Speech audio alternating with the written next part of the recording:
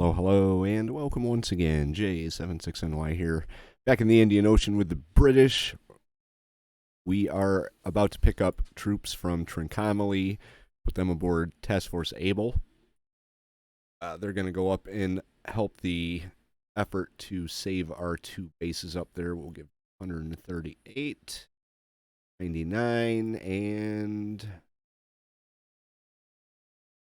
I think we'll go with troops. That'll give us probably about 300 more troops that can fight for these bases right here. This one, they have more troops, but they're also fighting at a deficit. I think it'd probably be a good idea to put them here. I'm going to put them here for now. And then we can move them back. So we'll get Task Force Able up here to drop off the troops. We've got Task Force Base 1. I'm going to rename that just to Task Force 1, Base 1. I mean, they're not going to be staying in the same role for the whole campaign, so Task Force 1. We'll use numbers for our supply convoys and the Able Baker designation for our surface fleets. They're going to get down here. They're going to pull troops and supplies, and they're going to bring them up here. Meanwhile, Task Force Baker, after having rearmed the Formidable's air wing, is returning to the fight. They're going to stop along the way and grab troops, I think. Maybe. Maybe, we'll see. We've also got this base down here. Can't forget about that, again. We've got troops that are available as well as supplies. We can rearm our ships here at Colombo, Cochin, and Task Force Lifeline, as well as Adu and Bombay up here. So we've got plenty of places in our sector to rearm our ships. It's just a matter of getting the troops up here to secure these two bases, and then we could look at a more offensive approach. I'm thinking that the bombardment of Akyab and Rangoon should be a priority, just to knock these airfields down a bit. Port Blair is the end game goal. Get that up to a level 5. Sabang down here has a pretty powerful airfield, so we might want to think about running in there. It's day 11 of the campaign, April 7th, 1942. So we have 3 more days until we get another 12 points. And we can, I don't know, get another troop ship or something with the 12 points. Maybe a destroyer to go with the troop ship. And I might merge some of these groups together so they are one pretty substantial troop ship with a bunch of ones that are kind of crap and a destroyer to escort them. So that's what we're going to be working on today. Sit back, relax, and enjoy today's episode.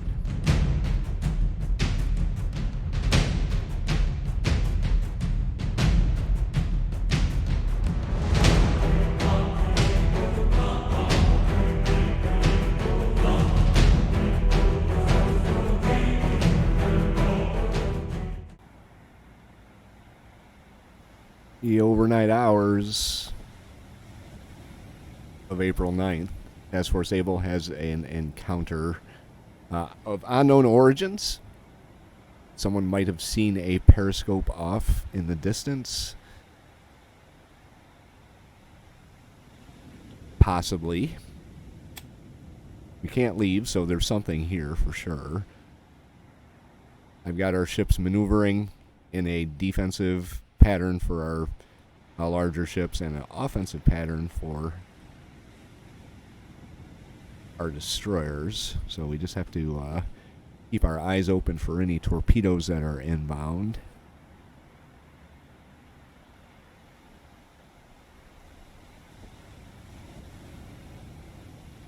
We do have this landmass here, you know, India. So hopefully that kind of limits where the sub can be launching from. Let's have you turn and head south. You're going that way. We'll have you turn and head south as well. Vampire is moving out to see what she can find.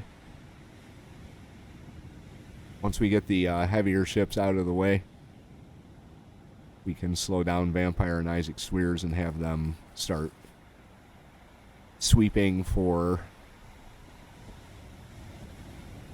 submarines. There's a nice moon out tonight, so we do have some visibility. There's a CSAT of 5, so sea is pretty loud, making it very hard to detect any type of submarine.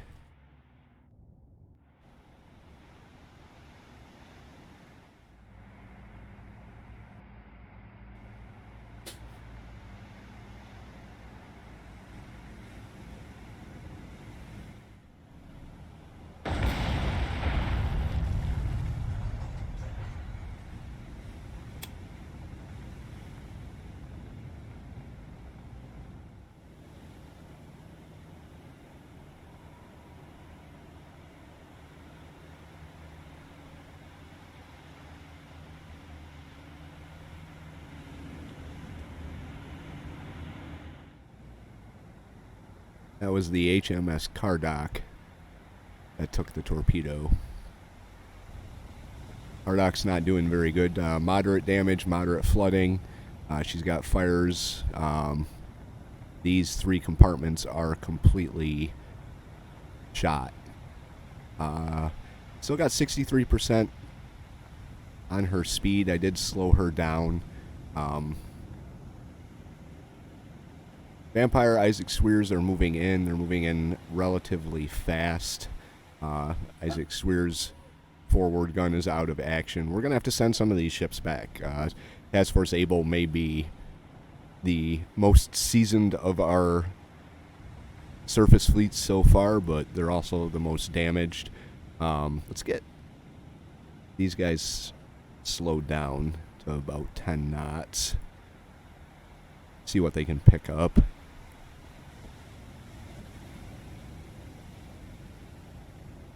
So they did launch. Now, this is something that's kind of new to the game, I'm thinking. The way it was before, the Japanese or the enemy, whichever side you chose, would launch their torpedoes immediately, and as long as you went into maneuvers, you were free and clear. This sub waited. They didn't launch immediately, they waited. Kardok took it. There you can see the one hit there. I didn't have any chance whatsoever. Any chance whatsoever to evade. So we do have a contact now. We're going to get Isaac Swears moved in. Let's set up our depth charges. We're going to go with a maximum of 6. Let's see. Depth is 185 feet, so we'll go 7 seconds.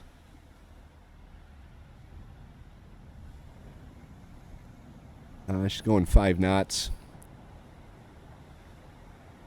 Let's pick up the pace a little bit, Swears. We're going to get them into position. They're kind of spotlighting where she might be.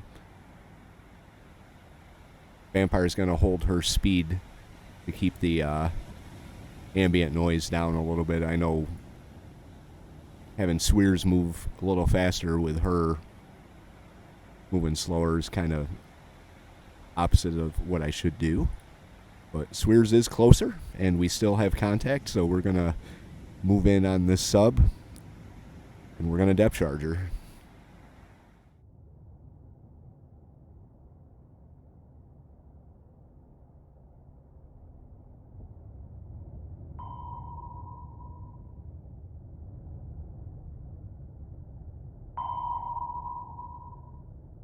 We are almost in a position to launch, to drop our charges here.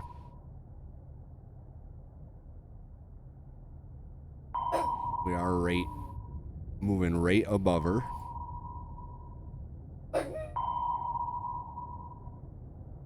Going 9 knots.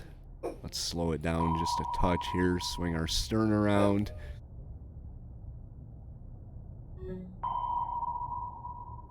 All right, match your speed. Drop. There we go, the depth charges there. See how we did? She's sitting on the bottom motionless. That's pretty cool. I've never actually seen an enemy sub come to a stop before trying to evade.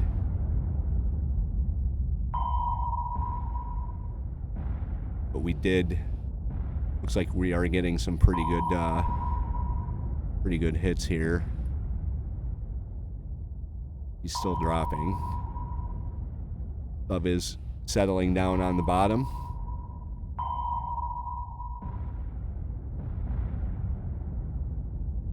See if she blows her tanks.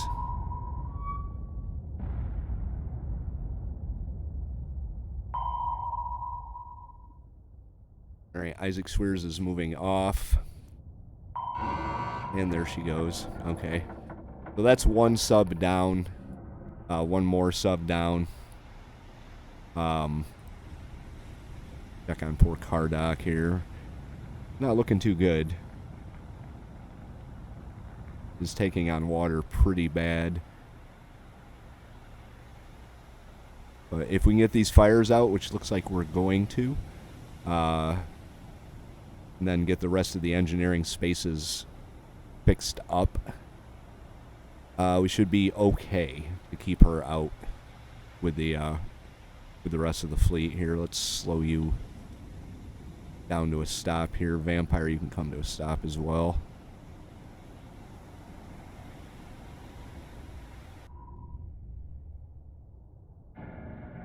That's the result of our handiwork here.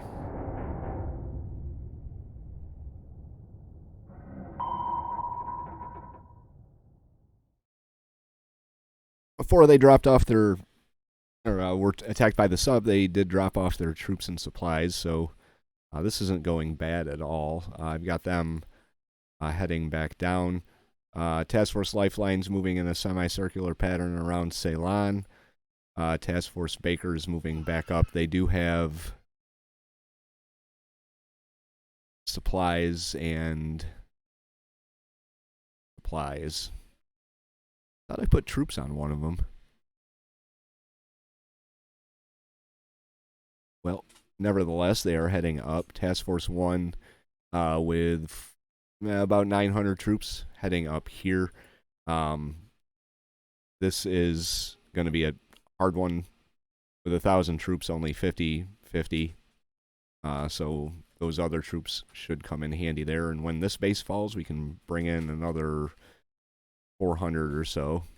So we are moving forward.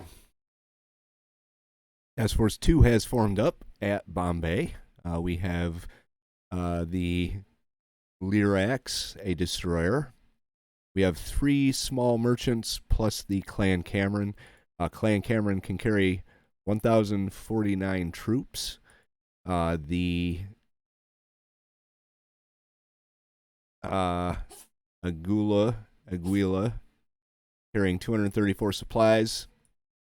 We've got 2 of them. 216 supplies. Now here's the funny thing.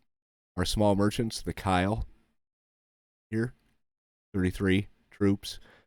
Our destroyer, or destroyer escort, actually, at the Lyrax, can carry 77. So our destroyer's got more troops than our supply ships. But they are going to make their way to the front line. They can run back and forth. Task Force 2. This right here is not really looking too bad. Task Force Baker has offloaded their supplies. Task Force Able is heading back up with troops and supplies. I'm going to put them here and I'm hoping that this finishes out on its own, so then we can move the troops back. Plus, we've got our other convoy inbound. So, Task Force 2 supply convoy is on scene and ready to assist.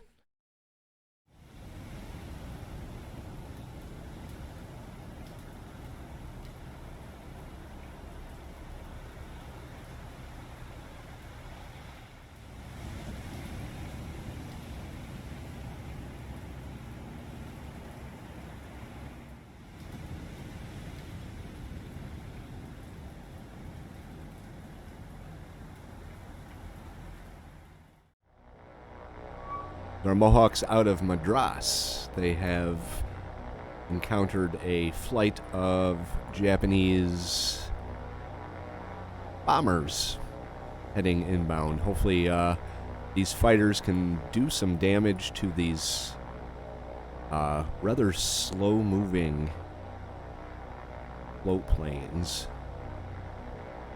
But if it starts to head in the direction where all my fighters are getting shot down, like, I will pull them out. I am not going to sacrifice my fighters to shoot down float planes that are about to bomb land, which, from what I've seen, is kind of ineffective.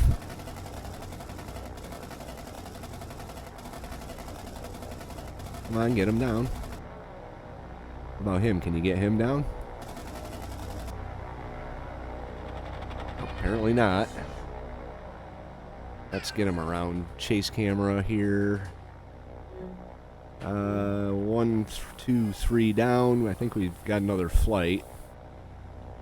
There's no target. I don't buy that in the least. Alright, so our 3 Mohawks. 2 Mohawks.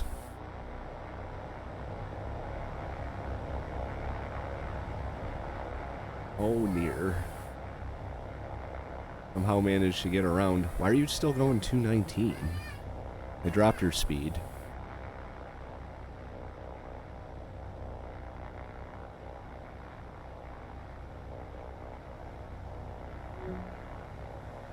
Yeah, we got 1 Mohawk left. They're shooting us down with float planes. That's cool. Get you up to altitude here. Just start shooting.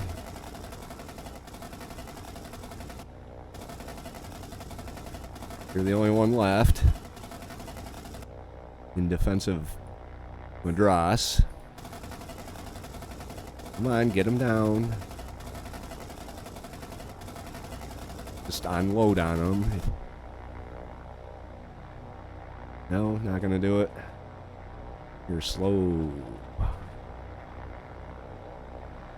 Before you get shot down, fly right up to him like that. Not even bother shooting. Seems kind of dumb.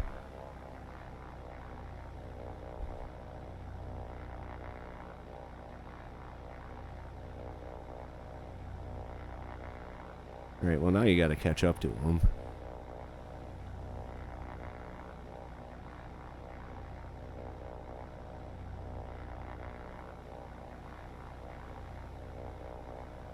Full throttle.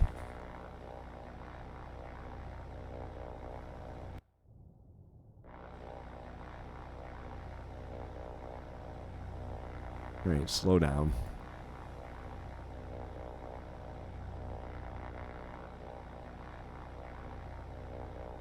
Where are you going? And why are you not shooting? Oh, because you're out of ammo. Alright. Well, we can solve that problem. Get out of here. And away she goes. That was completely ineffective attack. If we're not careful, we're going to lose this guy, which I really don't want to do. So, hopefully we can get him out of here before he gets shot down. So Madras isn't actually in bad shape. They've got the supplies, engineering, and fuel to replace the aircraft. I do believe... per replenished airfield aircraft, 2 fuel, 2 engineering, and 10 supplies. So they do have what they need to replace that. Really not too thrilled that we lost him in the first place, but there isn't really much you can do about that, I guess, other than not engage him. This is looking even better than it was. This is just about back in our hands. So, got a sub down here.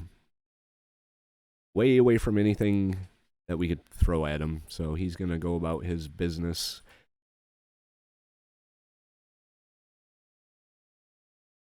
Right now, I'd say it's kind of a Japanese. They definitely have the upper hand. I'm definitely on the back foot responding, or definitely responding to what they do. So hopefully we can even things out at some point in the near future. I mean, it is only day 15.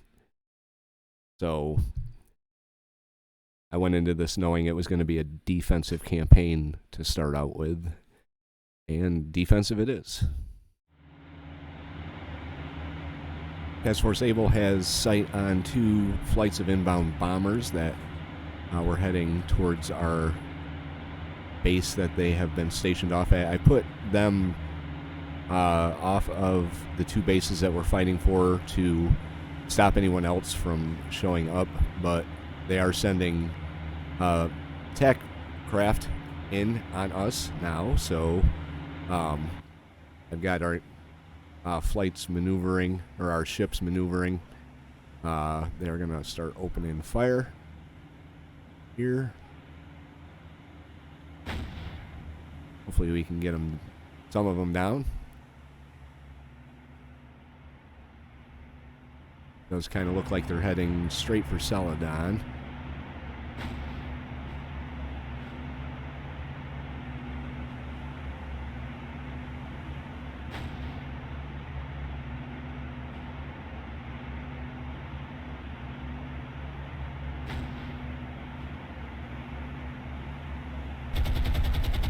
Small arms opening up. Haven't seen the bombs drop yet. Whoops, not going to see them drop if I do that. Here's the next flight. Right, we did manage to get one of them down.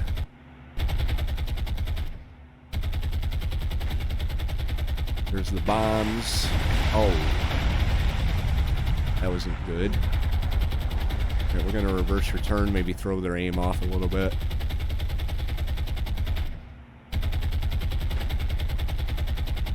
Vampire reverse return. Hardock do the same.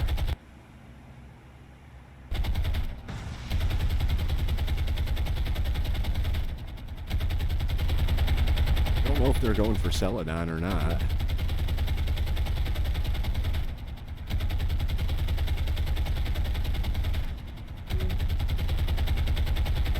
We got 2 of them down. There's the bombs right now. Hopefully we can dodge. Hopefully we can dodge. There we go. Alright. One of their planes survived. Had some near misses there. And unfortunately the Celadon has taken some damage, so we're going to get that fixed. And hopefully it wasn't too bad.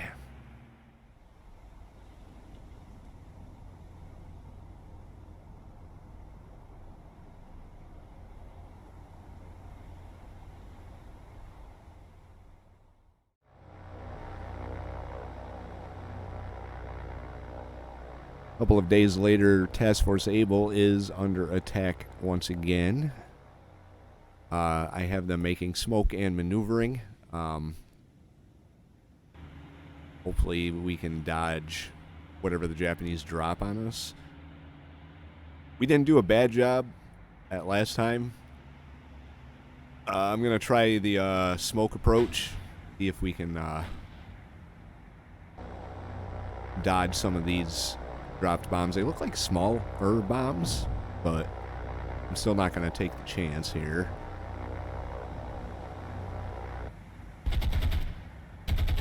starting to open up on them. Can't see anything because of our own smoke. Hopefully the same holds true of the Japanese pilots. Does look like their sight is fairly obscured. They may be going for Vampire here. Yeah, looks like they're going for Vampire. Right. Crank that speed up, Vampire. I'm not sure why you weren't moving at full speed as it was. Here we go. Alright, we are doing a pretty good job of shooting them down. Looks like this other flight's going for Vampire as well. If they are, then... No, they would have dropped by now if they were going for Vampire. I'd say they're going for Isaac Swears. Or Kardak. So we'll get Kardak maneuvering. Just in case, we'll have Isaac Swears maneuver in.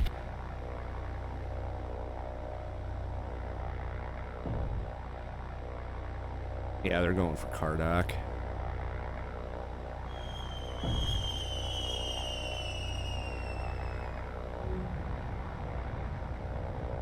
Alright.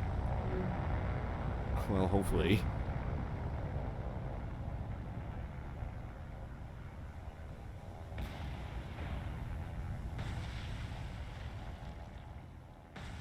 Hi, whoops.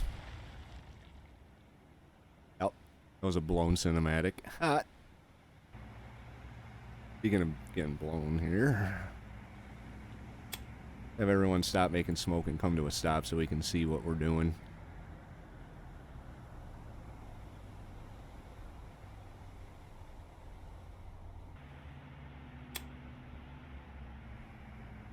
All of our ships are fairly beat up, but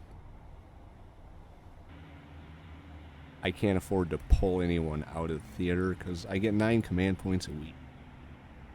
It would take me at least 3 weeks to save up for a decent cruiser.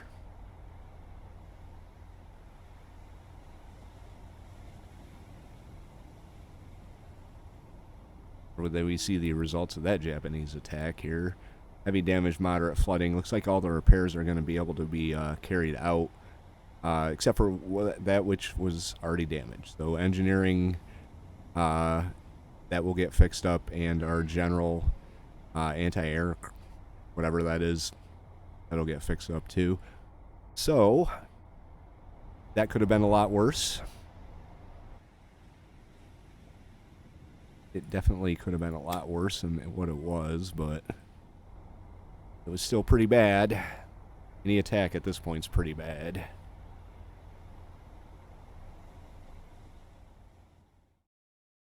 Task Force 2 just dropped off troops and supplies at Kokonada. We are going to send them down to Adu Atoll. Task Force 1 is heading up with fuel, supplies, and engineering. We are going to be working on rebuilding the airfields here once we have regained control of them. Vizagapatam is now under our control, so we took that base back. Kokonada is just about there. I'm assuming that very soon we're going to have this back with the amount of troops and supplies that we have available to us. In case you're wondering, Combat Air Patrol 4 Task Force Able was inbound. They had returned to refuel. So I did not neglect giving them some type of cap. They just weren't there. So that's why they've got the damages that they do from that last air attack. I moved this thing over here, in case you're wondering where it is, and need to see what the date or time or day of the campaign it was, and command points. That's what I get per week, 9. So we're going to be saving up. It's day 25 of the campaign. We get something else on day 28. So 4 more days, we get another 9 command points, maybe a little more because we have control of this now. But still, it's going to be a long haul before we can bring out any other surface ships.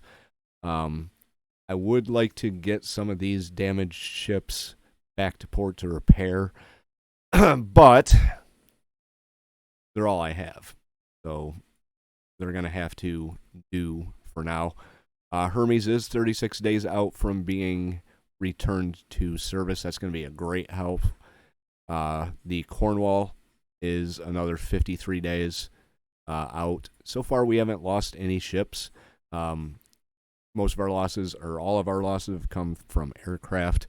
The enemy has lost submarine, destroyer, escort, destroyer, merchant, transports. Nothing heavier than a destroyer. This Fubuki, I think, is the most powerful thing that we took out. We've taken out 15 ships and 104 of their aircraft. So we are numerically ahead, numerically winning the battle, but I'm chomping at the bit to go on the offensive. I just know at this point it's not really a good idea. They did manage to get that port up to a level, or the airfield up to a level 3 on Port Blair. This Akiab is 2-2. I think we may have enough troops assembled between these two bases. I'll probably leave those there, but we do have 666 at Trincomalee and another 2100 here at Colombo. So we're actually going to reroute you down here.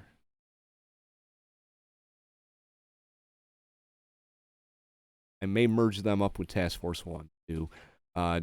Dorman has fuel, and the Anadir have engineering. I don't really know if that would be in our best interest to put fuel and engineering on a base that we are going to assault. But plans are in the works for an assault on Akiab. Akiab, Rangoon are both victory condition objectives. Port Blair is the ultimate goal, though. That's going to be a little bit off. I want to have a defensive screen like this before we do anything with Port Blair. 2 or 3 carriers. If we look at what we have, available to us in terms of carriers, the Americans don't. Oh, yes, they do. I think I know. I think the Essex was in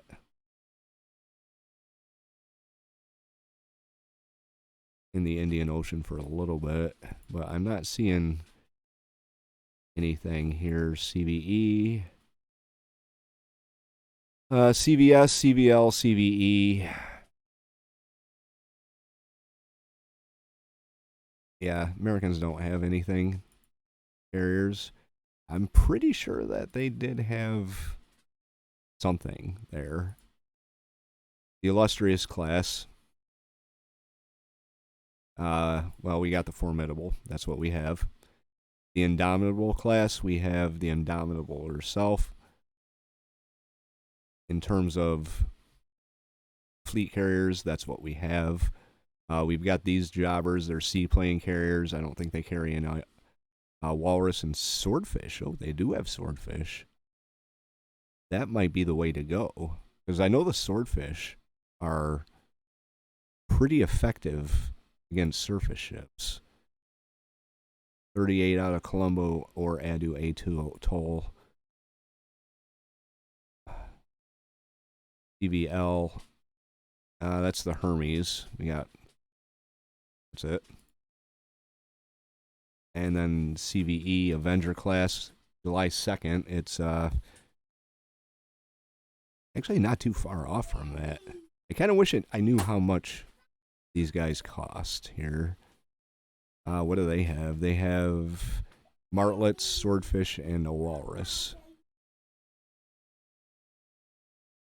And they're probably a lot more than the 38 for that seaplane tender. So the seaplane tender may be the way to go with a flight of a pretty good sized flight of swordfish here. But we're going to continue on and see what else we can come up with here. At 1400 hours on the afternoon of April 24th, A patrolling walrus from HMS Devonshire spots an enemy convoy 70 miles off the east coast of India.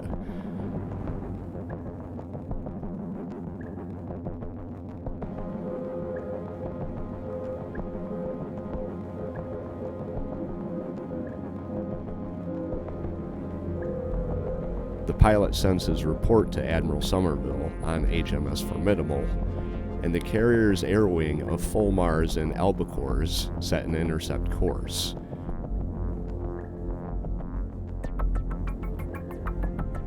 With a light cruiser and 3 destroyers, no chances are taken, and Blenheims from the closest airbase are ordered into the air as well.